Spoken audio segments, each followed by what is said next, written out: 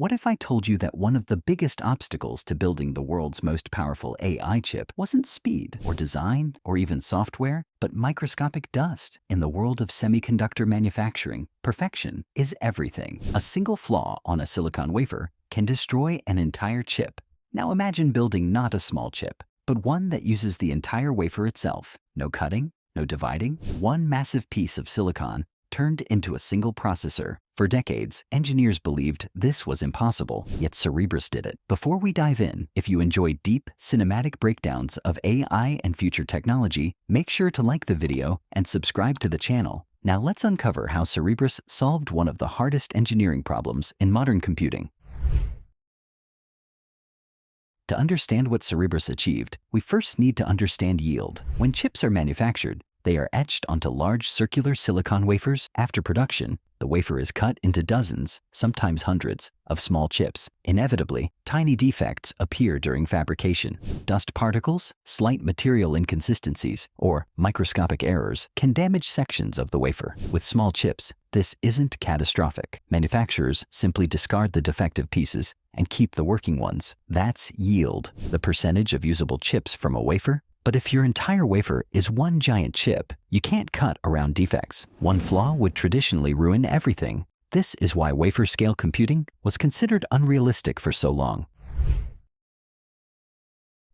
Cerebras didn't just make a bigger chip, they eliminated the cutting step entirely. Their processor spans the entire wafer, containing hundreds of thousands of cores in one unified structure. The risk was obvious. If even one section failed, the entire chip could be unusable. From a manufacturing perspective, that sounds like financial disaster. But Cerebras didn't approach the problem by demanding perfection. They approached it by designing around imperfection.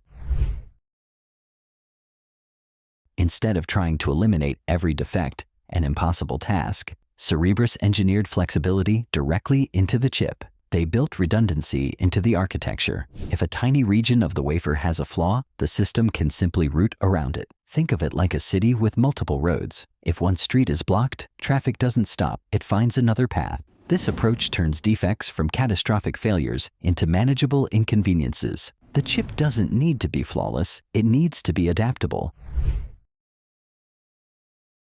Cerebras uses sophisticated internal mapping to identify working and non-working regions of the wafer. During testing, the system learns which parts are fully functional and which parts need to be bypassed. Then it dynamically reconfigures itself. Instead of seeing the wafer as a fragile monolithic piece, Cerebras treats it as a flexible network. Intelligence flows around imperfections seamlessly. The system maintains performance, even if small areas are inactive. In essence, the chip behaves more like a living system than a rigid structure.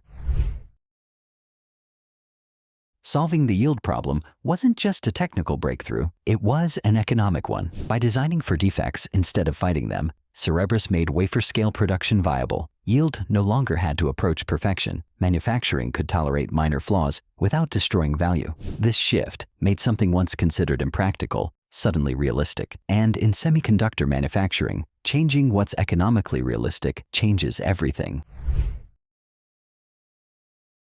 The deeper lesson here isn't just about silicon. Cerebras solved the yield problem by accepting that imperfection is inevitable. Instead of resisting it, they built a system that thrives despite it. That philosophy mirrors how intelligence itself works. Biological brains aren't perfect. They adapt, they reroute, they compensate. Cerebras applied a similar principle to hardware. Instead of demanding flawlessness, they engineered resilience. Today, the wafer-scale engine stands as proof that limitations are often assumptions waiting to be challenged. The yield problem wasn't eliminated, it was reimagined. And in doing so, Cerebras didn't just build a massive chip, they expanded what engineers believed was possible. Cerebras didn't win by making silicon flawless. They won by accepting that flaws exist and designing around them. Sometimes the greatest breakthroughs don't come from fighting reality. They come from understanding it deeply enough to work with it. If you found this breakdown valuable, make sure to like the video and subscribe for more deep dives into the future of AI, chips, and intelligent machines. Because the future isn't just about bigger technology, it's about smarter design.